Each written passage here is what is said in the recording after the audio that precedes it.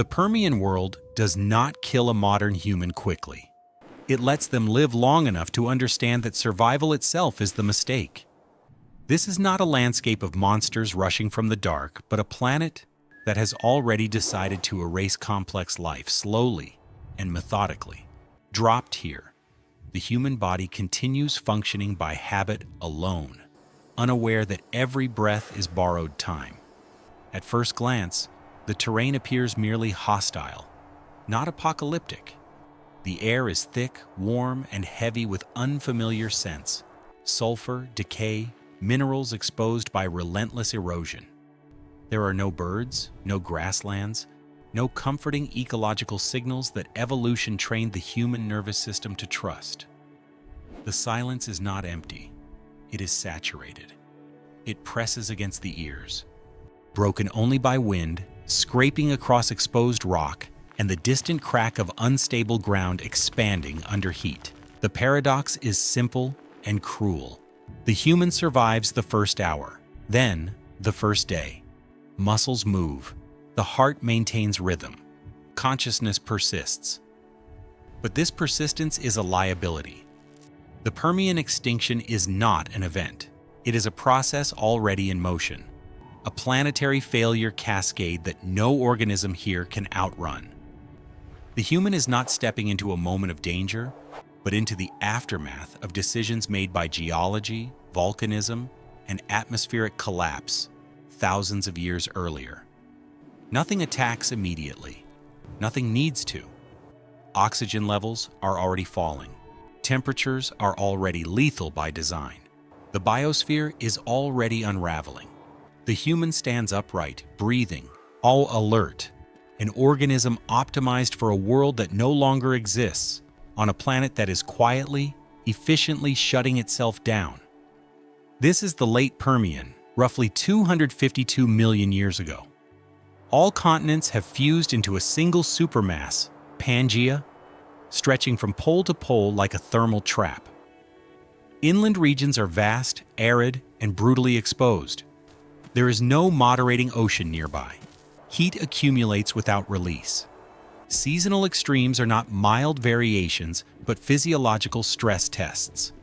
Global temperatures are already elevated far beyond modern human tolerance. Average surface conditions exceed 35 to 40 degrees Celsius in many regions, with inland heat spikes far higher.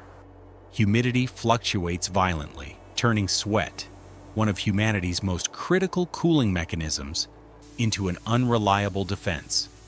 Evaporation slows. Core temperature rises silently. The atmosphere itself is hostile. Oxygen concentrations are significantly lower than modern levels, while carbon dioxide is several times higher. Each breath delivers less usable oxygen to the blood. The human body compensates by increasing heart rate and respiration, accelerating dehydration and fatigue. There is no warning alarm for this kind of failure, just a creeping inefficiency in every cell. Vegetation exists, but it is alien. No flowering plants, no fruit. Dominant flora are hardy gymnosperms, seed ferns, and sparse conifers adapted to drought and poor soils. Their chemistry evolved for insects and herbivores that no longer resemble anything familiar. Calories are scarce, toxins common. The oceans, if reached, offer no refuge. Warming has stripped them of oxygen. Large zones are anoxic, producing hydrogen sulfide that leaks into the air. This gas poisons respiration and signals a biosphere already collapsing from below. This world was not designed for endurance. It is optimized for loss. And the human body, dependent on stable oxygen, predictable climates, and cooperative ecosystems, is already operating outside its evolutionary safety margins. The first danger does not move. It does not stalk or chase. It is the assumption that the environment can be read correctly. The human begins by doing what evolution trained them to do: seek shade, conserve energy, search for water. But the cues are deceptive. Shade offers little relief when ambient temperatures remain near or above core body limits. Rest slows heat production, yet also slows circulation. reducing oxygen delivery already compromised by the thin, carbon-heavy air. Water sources appear sporadically. Shallow streams, stagnant pools left by rare precipitation. They look drinkable. They are not. Elevated temperatures accelerate microbial growth, while volcanic activity has saturated soils with heavy metals and sulfates. Ingesting this water introduces toxins. The liver has no evolutionary history processing, and vomiting follows. Diarrhea follows that. Fluid loss accelerates. The mistake compounds quietly. Dehydration thickens the blood. Cardiac output strains to maintain pressure. Electrolyte imbalance begins to disrupt nerve signaling. Muscle cramps are not warning signs. They are system errors already in progress. Food acquisition fails in a similar way. Plant matter is fibrous, chemically defended, nutritionally inefficient. Even if ingested, digestion yields little usable energy. The human burns calories faster than they can be replaced, not through exertion, but through the metabolic cost of simply staying alive in heat and hypoxia. No predator is required. No dramatic confrontation occurs. The body is being eroded by baseline conditions. Every decision, drink, rest, move, extracts a cost higher than expected. The nervous system senses unease but cannot locate its source. There is no single threat to fight. This is the Permian's first filter. Environments that look survivable but punish every biological assumption humans rely on. By the time the mistake is recognized, the damage is already systemic. Large animals still exist here, though their numbers are already thinning. The dominant terrestrial vertebrates are synapsids, early relatives of mammals, engineered by evolution for extremes humans cannot tolerate. Many are low-slung, powerful, and metabolically efficient, capable of long periods without food or water. They do not need to chase often, they wait. The human's movement is obvious. Upright posture breaks the horizon line. Sweat carries scent. Footsteps disturb dry soil that has not been compacted by frequent life for generations. To a Permian predator, this is an anomaly worth investigating. Hunting behavior here is not cinematic. There is no sprint. Predators conserve energy using ambush or short bursts of force. A large carnivorous therapsid does not test its prey, it commits. Its jaw mechanics favor crushing rather than slicing, powered by neck muscles adapted for grappling struggling bodies close to the ground. The human's disadvantages stack rapidly. Heat exhaustion has already reduced reaction time. Dehydration has weakened grip strength. Oxygen deprivation has dulled peripheral awareness. There are no tools, no ranged defenses, no elevated terrain designed for bipedal escape. A fall is not survivable. Getting back up requires energy the body no longer has. Even without direct attack, the constant presence of predators alters behavior. The human avoids open ground, limits movement, shelters in confined spaces. This reduces airflow, raises body temperature, and accelerates carbon dioxide retention in the blood. Hypercapnia induces confusion and panic, responses that further increase oxygen demand. Predators do not need to kill immediately. They benefit simply by forcing inefficiency. Every hour the human spends hiding is an hour of dehydration, starvation, and heat retention. In the Permian, predation pressure is not just about teeth. It is about forcing prey into metabolic failure.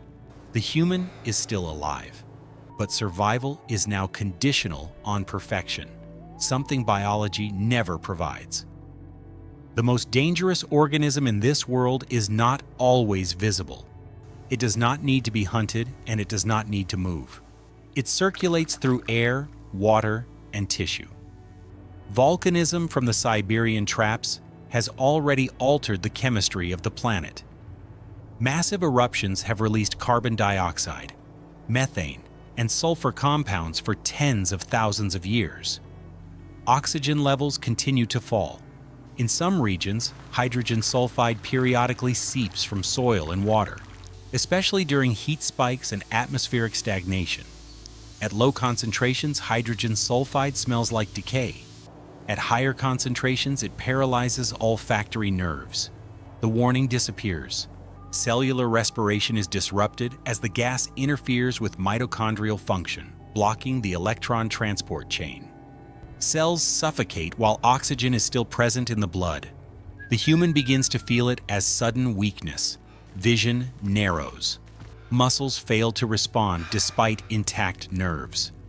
This is not fatigue. It is biochemical shutdown. The body attempts to compensate by increasing respiration, drawing in more of the same poisoned air.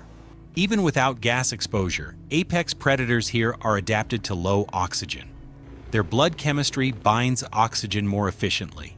Their metabolic rates are lower, optimized for endurance rather than speed. A confrontation is asymmetrical by design.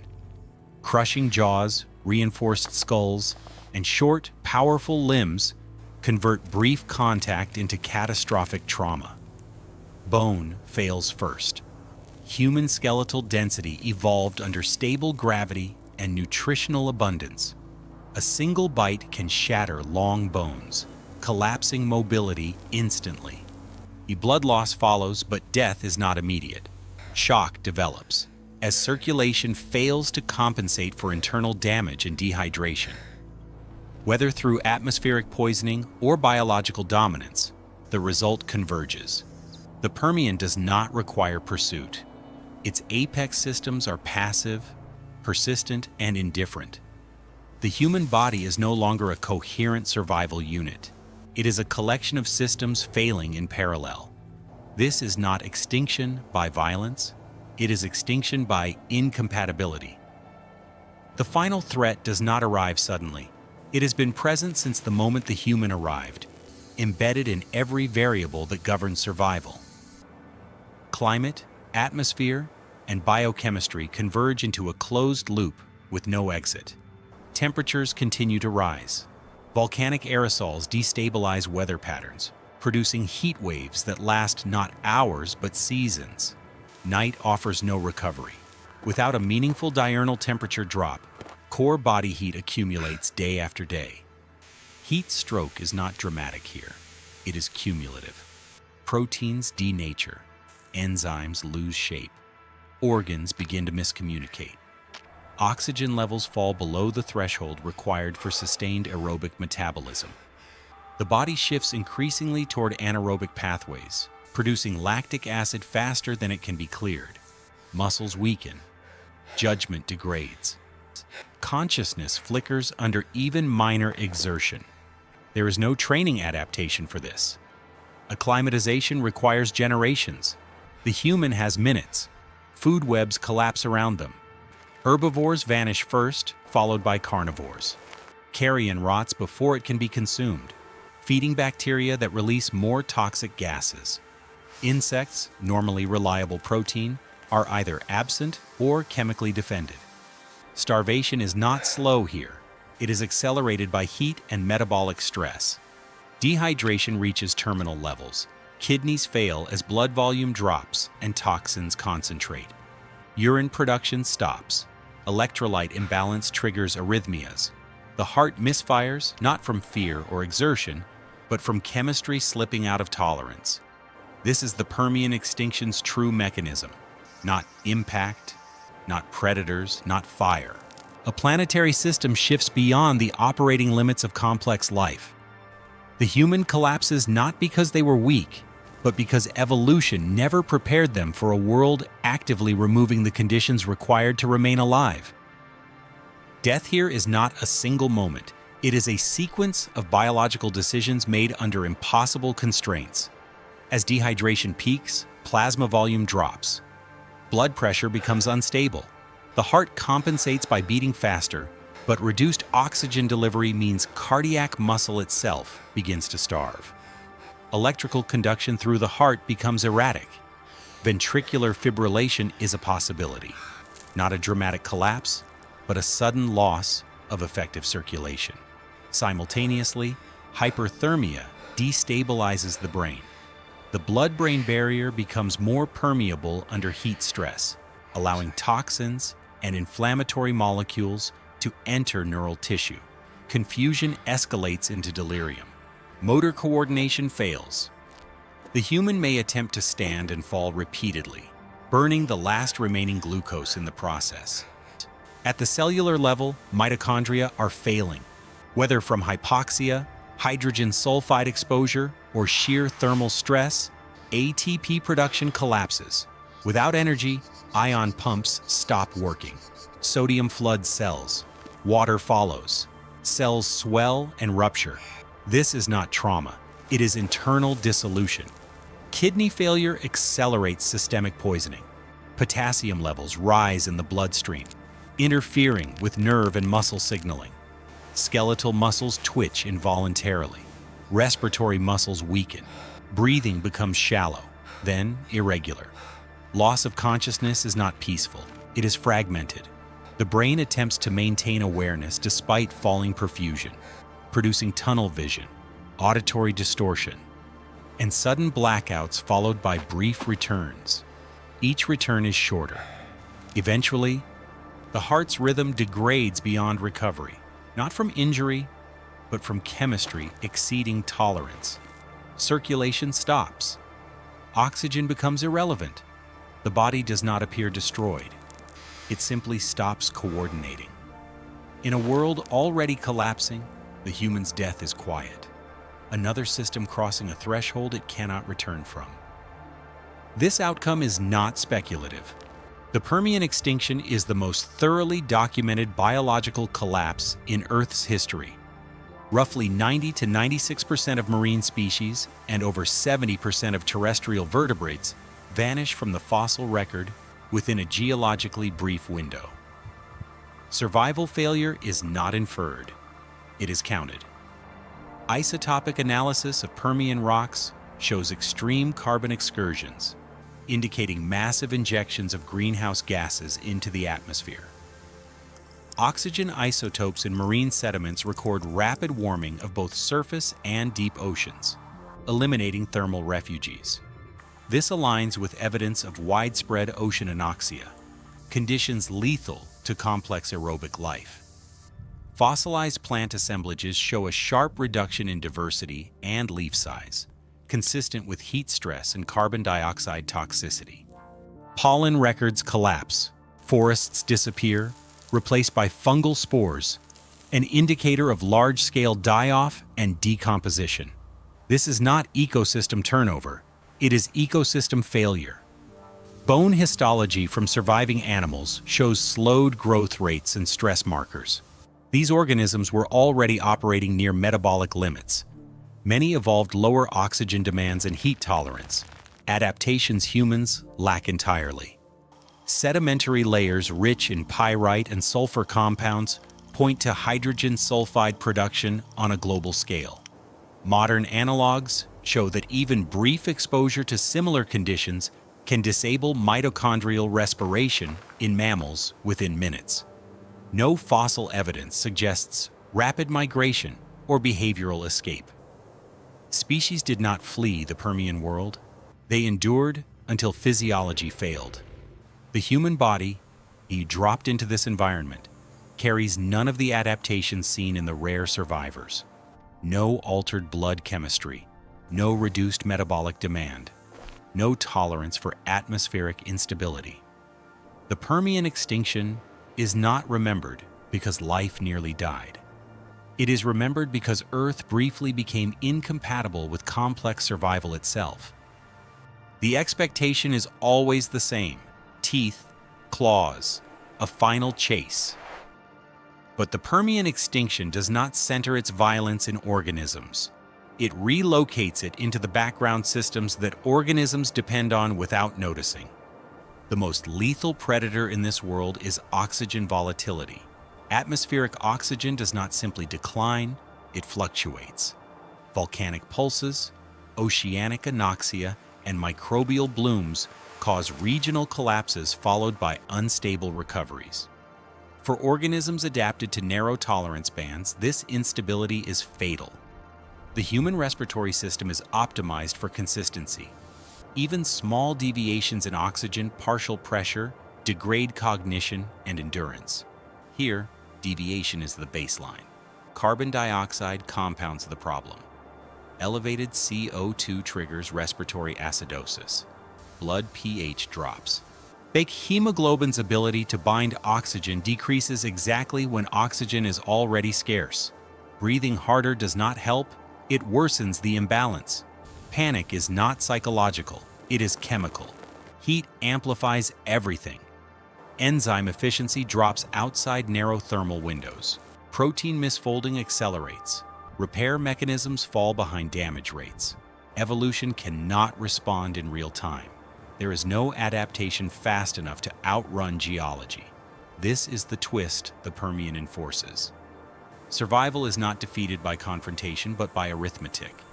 Energy in versus energy out. Oxygen supply versus demand. Repair speed versus damage accumulation. Predators merely exploit weakness. Poisonous air merely accelerates failure. The real killer is the environment's refusal to stabilize. The human never stood a chance, not because they were hunted, but because the planet itself had entered a phase where equilibrium was no longer maintained. In the Permian, life does not lose a battle. It loses the ability to remain coherent at all. The Permian extinction is often described as ancient, distant, and irrelevant, but its mechanics are not exotic. They are familiar variables pushed past tolerable limits: temperature, oxygen, carbon balance, ecosystem redundancy. The modern human survives today because these systems are stable enough to forgive inefficiency. Air composition rarely shifts beyond narrow margins. Food webs absorb shocks. Heat waves end. Recovery is possible. The Permian demonstrates what happens when recovery disappears. No single catastrophe ends the human in this scenario. There is no defining moment of failure. Instead, thresholds are crossed one by one, quietly, until survival functions no longer overlap. Biology does not negotiate with environments that have moved beyond equilibrium. The unsettling truth is that humans are not fragile because they are weak, but because they are specialized. Our intelligence, endurance, and social coordination evolved under unusually stable planetary conditions. Remove that stability, and those advantages dissolve rapidly. The Permian world does not hate the human. It does not notice them. It simply enforces physical law without pause. And that is the final discomfort. Extinction does not require malice, impact, or invasion. It requires only a planet that stops maintaining the narrow conditions complex life depends on. The human body, collapsed in the dust of Pangaea, is not a tragedy in this context. It is data, a confirmation that when Earth decides to change fast enough, survival is no longer about strength, intelligence, or will. It is about whether the environment still permits life to function at all. In the Permian, it did not.